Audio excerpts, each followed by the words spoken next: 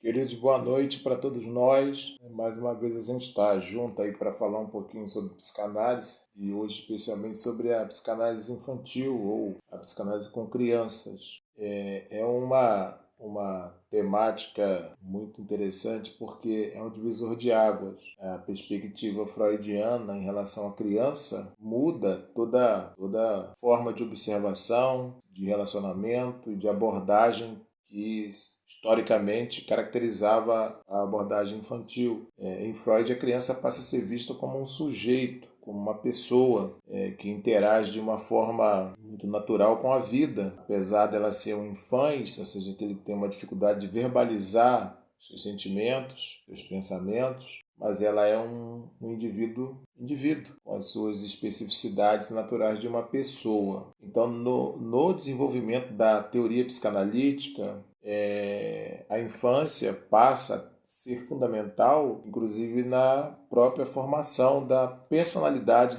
de um indivíduo, né? Naquelas fases que nós já conhecemos, onde são formadas caracteres da personalidade de uma pessoa. Então, na verdade, a infância na psicanálise passa a ser uma realidade psíquica. E quando eu digo uma realidade psíquica, eu estou dizendo que essa infância ela é constituída pelos desejos do inconsciente e pelas fantasias vinculadas a esse inconsciente, tendo como pano de fundo a sexualidade infantil. Também na teoria psicanalítica ocorre uma modificação no conceito de infância, que deixa de ser visto apenas como um registro genético e cronológico para ser abordada pela lógica do inconsciente. Então, a sexualidade infantil, que é basicamente também uma coisa muito diferenciada no tempo em que Freud faz essa abordagem, é algo até assustador, algo bastante polêmico. E Freud, devido à sua grande experiência com a psicanálise, como psicanalista, ele sempre procurava investigar as causas dos distúrbios psicológicos dos seus pacientes. E percebeu que essas questões patológicas estavam normalmente relacionadas com a opressão, com a repressão dos desejos sexuais que aquele indivíduo tinha tido na sua infância. Eu sempre comento que na minha experiência clínica eu nunca ouvi uma queixa de um adulto que essa queixa não seja oriunda de uma causa na sua infância, pelo menos na sua primeira infância, causa de sofrida naquela fase, opressão, repressão, castração. Então ele percebeu que os distúrbios psicológicos dos adultos estavam diretamente ligados às questões da infância. Então, no início do século XX, ele vai afirmar a existência de uma sexualidade infantil. E isso foi escandaloso demais, imagine, né? No início do século XX, você pensar numa questão dessa, onde a própria sexualidade de adulto, ainda até hoje, é bastante escandalosa e polêmica, então pessimamente compreendida e tratada, né? Então, como as crianças eram historicamente vistas como seres indefesos, ou futuro adulto, né, inocentes, então a sexualidade ligada à infância era um assunto muito delicado. E normalmente se pensa a sexualidade fora da psicanálise como genitalidade. Então, a genitália, para alguns pensamentos, é a sexualidade. E a sexualidade em Freud é toda uma estrutura, toda uma parte em que envolve toda a questão eros de uma pessoa. Então, é muito amplo. A sexualidade em Freud não é só o coito. E a sexualidade vista, historicamente, era ligada às genitálias. E no caso da criança, né, por uma genitália ainda não desenvolvida, com essa compreensão de sexualidade, seria um escândalo dizer que criança teria sexualidade. E tem aí na sua obra, né, Os Três Ensaios da Sexualidade, que ele vai trabalhar essa possibilidade da existência de uma sexualidade infantil e vai também delinear os diferentes estágios do desenvolvimento psicossexual da criança. Então, a psicanálise infantil, ela tem essa afirmação de Freud que desde criança já percebemos que algumas partes do corpo nos causavam prazer quando estimuladas pelo toque ou por objetos. E isso fazia com que aflorasse uma sensação boa e viciante. Então isso é a sexualidade infantil. Você percebe que a criança tem prazer quando ela é estimulada, quando ela é tocada por algum objeto, ou tocada em alguma parte do seu corpo, erogenizada. Então a descoberta da sexualidade infantil é um ponto marcante na teoria psicanalítica. E então algumas afirmações são feitas, por exemplo, de que a função sexual existe desde o princípio da vida. Então a criança é um ser erogenizado.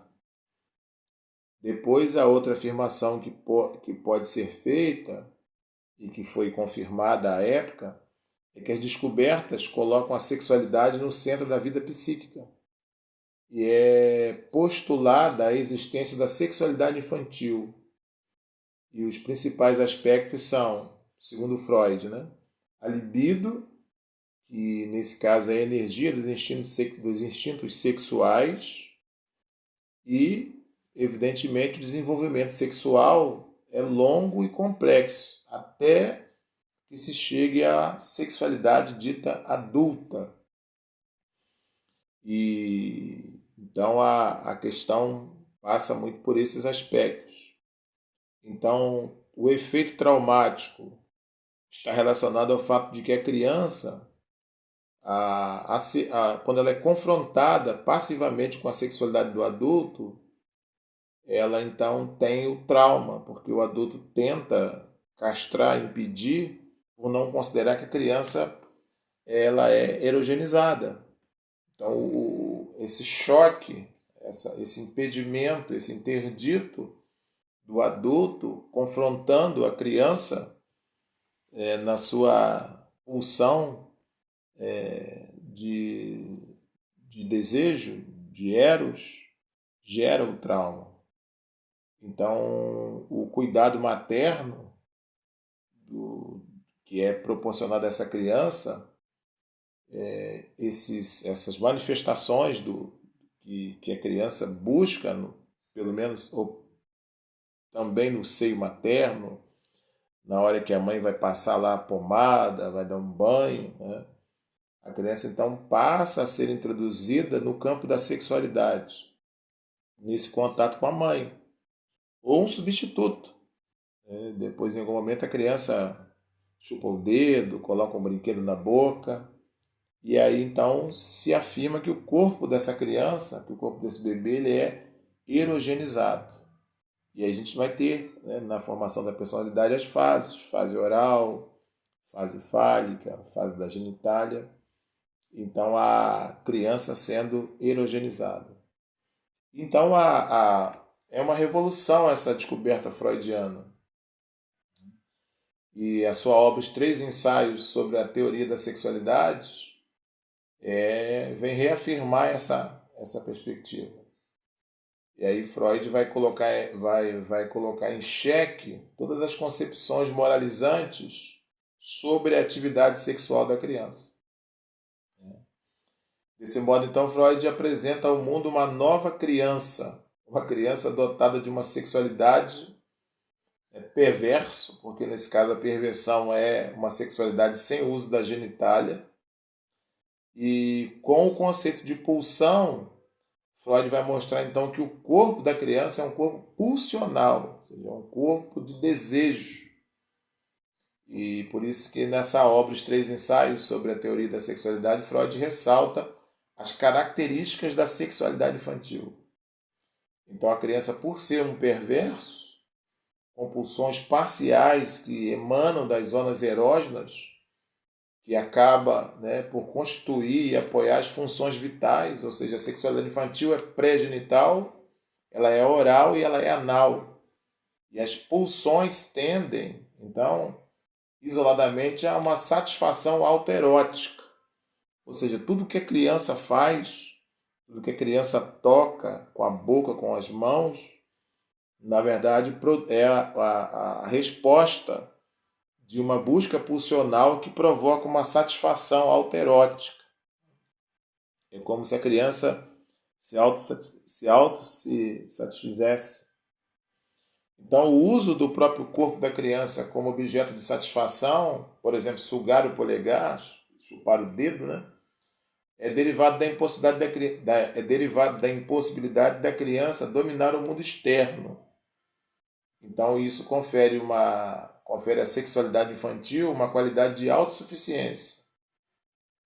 Então, haveria zonas erógenas predestinadas, ou seja, as que se vinculam às fontes vitais, porém todo o corpo da criança pode se tornar e pode se comportar como uma zona erógena. Então, essa teoria, essa afirmação da teoria psicanalítica sobre a criança e sua sexualidade, com o conceito de pulsão, né, onde Freud vai demonstrar que a criança usa uma parte do seu próprio corpo como fonte de prazer, e Freud vai usar então a amamentação do bebê para exemplificar essa separação do instinto pulsional.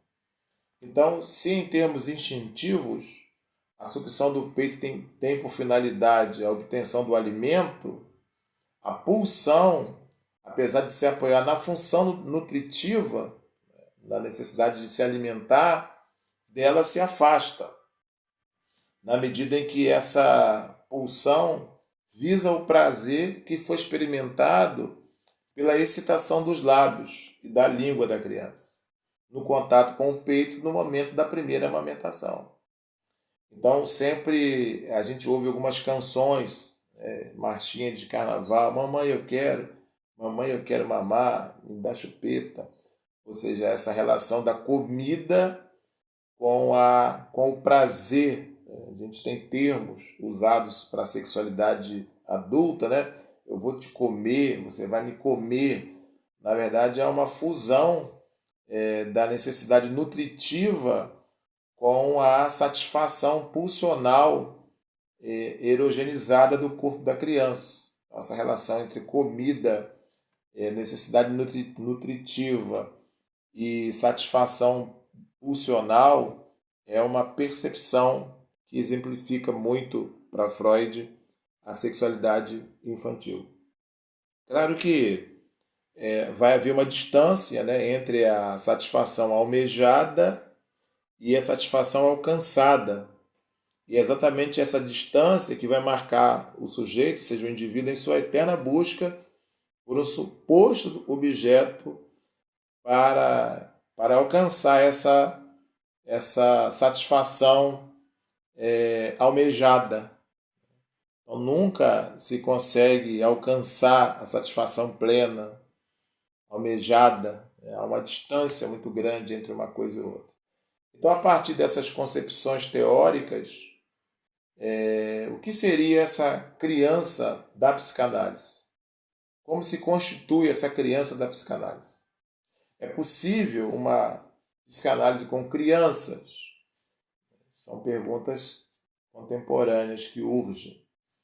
Então, da mesma forma em que a psicanálise nasce da medicina e depois da psiquiatria, a prática da psicanálise com crianças é herdeira, então, da filosofia do iluminismo. Ou seja, na história da psicanálise, foi inicialmente as mulheres que tiveram o papel de analisar as crianças.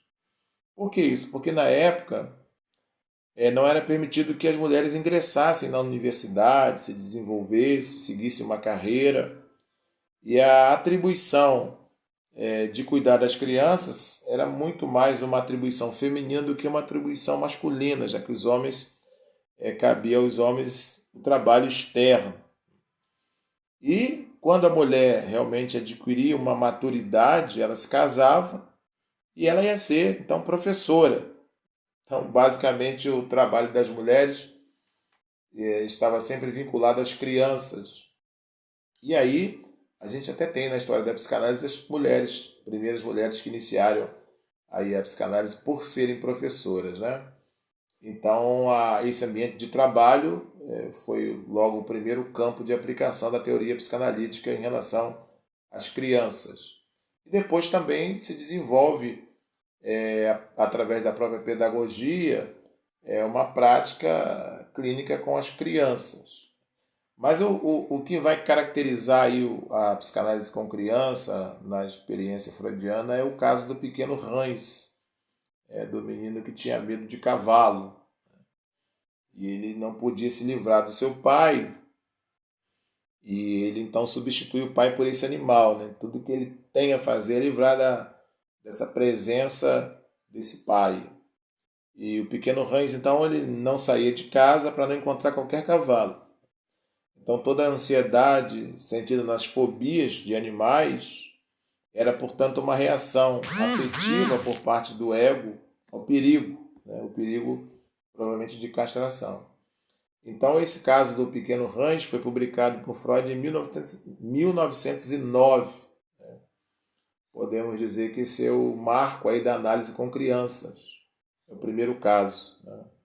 E o que é peculiar nesse caso, nessa análise? É que ela foi realizada pelo pai do menino, Max Graf, sob a supervisão de Freud, que só teve um encontro com a criança. E Freud então propõe a análise dessa criança a partir do pressuposto de comprovar a sexualidade infantil, coisa que ele já tinha escrito em 1905 nos 3 ensaios sobre a teoria da sexualidade. Então Freud não acreditava que fosse possível analisar uma criança, mas a experiência com o pequeno Hans fez com que ele mudasse de ideia. E esse é um caso singular, um caso único, é um marco, né? E é claro que ele vai articular as teorias sexuais infantis ao complexo de Édipo. E Freud então demonstra que a realidade psíquica da criança se assemelha do adulto em suas angústias, né? Fantasias, desejos. E o estudo da fobia de cavalo com o menino comprova os pontos de vista de Freud no tocante às fases regulares do desenvolvimento da criança. E isso tudo é baseado em reconstruções de eventos traumáticos na análise de adulto. O pequeno Hans, então, proporciona a primeira confirmação direta dessas reconstruções. Ao mesmo tempo, as reações favoráveis da criança às interpretações dadas pelo pai ilustram a potencialidade do tratamento psicanalítico com criança. Então, esse caso aí do pequeno Hans, ele vai estabelecer os 3 parâmetros indispensáveis para que uma análise seja possível, ou seja, a demanda, a transferência e a interpretação. E nesse caso aí do pequeno Hans a gente vai conseguir perceber isso. Como que aparece a demanda? No caso da análise com criança, a demanda normalmente é formulada pelos pais ou pelos responsáveis pela criança. Lembramos que o infante não consegue elaborar uma linguagem, um discurso sobre si, muito menos pela sua dor, ou seja, não vai formular sua queixa. Então alguém, o pai ou um responsável, apresenta a demanda. Isso aconteceu no caso do pequeno Hans. Quando ele apresenta os primeiros sintomas fóbicos, o seu pai, o Max, procura Freud e solicita ajuda para que esse sofrimento fosse aliviado. E logo então o Max traz o sintoma de Hans a Freud, supondo que Freud poderia curá-lo. Aí entra o segundo elemento, que é a transferência. Como se manifestou essa transferência? Embora Freud tenha reconhecido que uma análise não possa ser conduzida por um pai, ele irá ressaltar a necessidade, no caso das crianças, da junção da autoridade paterna com a autoridade médica. Então, o estabelecimento da transferência na análise do Range, do pequeno Range, será que a gente não pode dizer assim, será que Freud ocupou o lugar do analista para Range? Ou será que o menino tinha o pai como seu analista, já que era o pai que escrevia as cartas para Freud? Ou como o pai dizia, né, para o professor. Portanto, este era o referencial, o outro, né? Como diz Lacan, o sujeito suposto saber. O menino talvez transferisse para o pai e o pai transferia para Freud, cada um supondo que podia resolver a situação. E o terceiro parâmetro indispensável para a análise é a interpretação.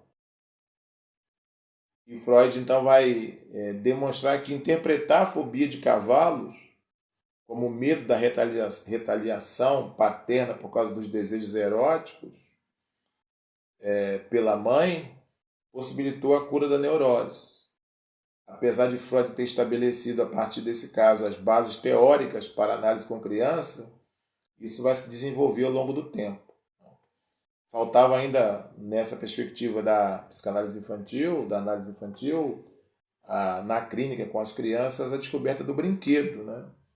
Como recurso que o analista utiliza para ter acesso ao inconsciente infantil, chamado da ludoterapia, né? A terapia através dos brinquedos, onde a criança acaba comunicando as suas emoções ao brincar, né? Eu vou citar aqui alguns personagens aí importantes da psicanálise infantil, que a gente tem aí a partir de 1920, vai ter aí bem o desenvolvimento da psicanálise com criança a partir das pesquisas de Hermann van Hauge, Anna Freud e Melanie Klein. Essas três mulheres aí vão desenvolver a psicanálise infantil.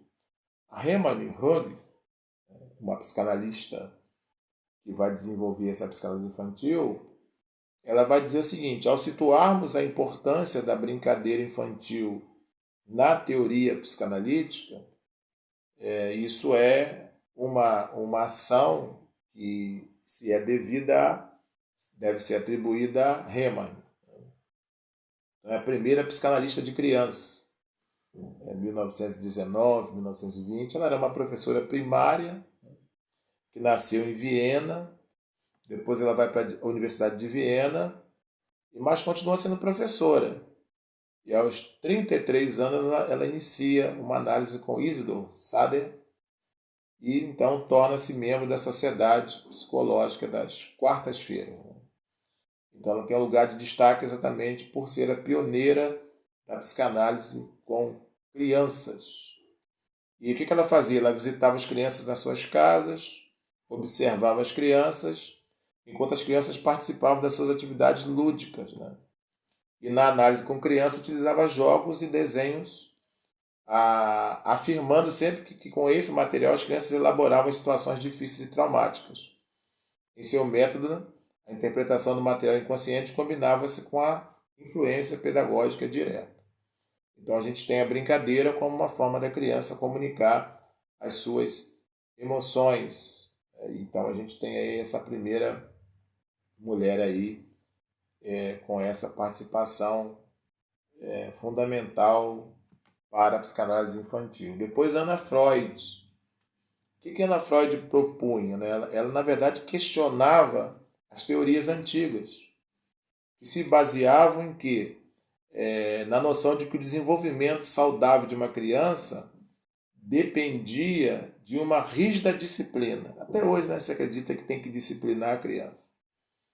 Mas através da psicanálise se percebe que essa disciplina acaba provocando muitas neuroses infantis, né, que vão surgindo, principalmente nos sonhos. E até a própria Anna Freud tem um livro, né, Normalidade e Patologia nas Crianças, de 1965.